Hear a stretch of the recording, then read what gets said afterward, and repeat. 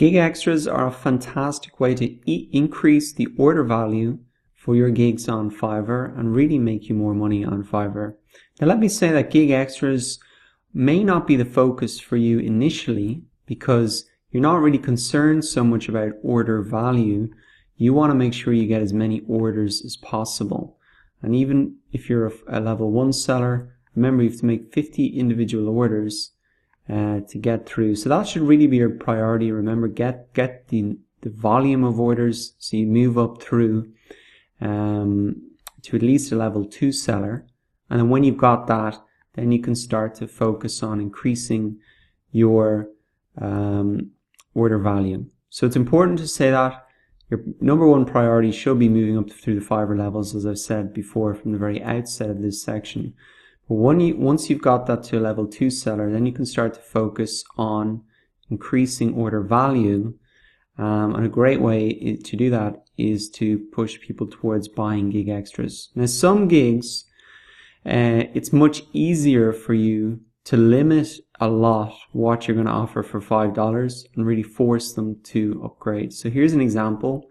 I will write copy that blows readers out of the water. Now, you can get a basic gig for 10 words. So that's $5 for 10 words. Now, 10 words is basically nothing. It's like that.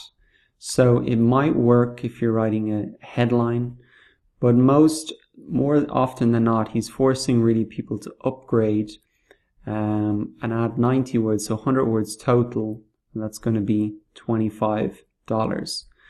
So you can see there how this type of copywriting gig, it works well for video gigs as well. You can really limit what you're offering for 10 words and force people to upgrade once he's built up, a certain amount of credibility, top rated seller, etc. Or her, sorry. Here's another example of that. I will chainsaw juggle a live. So this is a very unique gig, a video gig, but you can see here that he says, okay, please note, $5 gig is a basic gig, only sound, no video. So basically he's forcing you to, pay whatever, the $100 or $10 so that you get a gig extra, and he's a top rated seller as well. So essentially these gig extras, that's one way to do it. You can really limit what you're offering in the basic gig, forcing people to upgrade. You can do that when you are a more established seller with a lot of credibility. You can also add cheap gig extras. So if it's easy for someone to add $5, then, that's easy for them to do something that's worth more than $5, like adding a report, etc. So there's so many different types of gig extras that you can set up. I think the best advice that I could give you is to have a look at what gig extras your competitors are offering.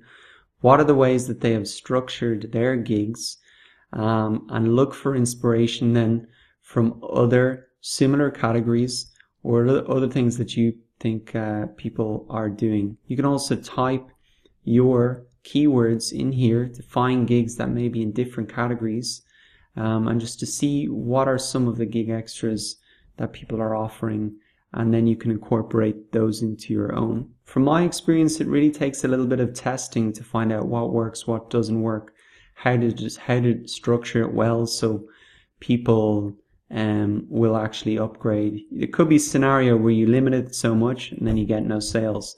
So you might have to make the basic gig a little bit better, or make the gig extra an easy jump. So there's no one way to do this. I think you will have to look for inspiration from other people to see what's working for your particular type of gig. And then it's going to take some testing, and you're just going to have to keep tweaking it till you find the model that works best for you. Finally, remember that this is something you can do when you've got some good reviews, you're a bit more established, a level 2 seller.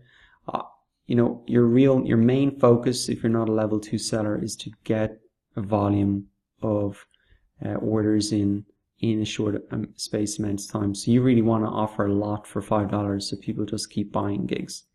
Alright, so that's how you can really get more value and add value to each order by using gig extras.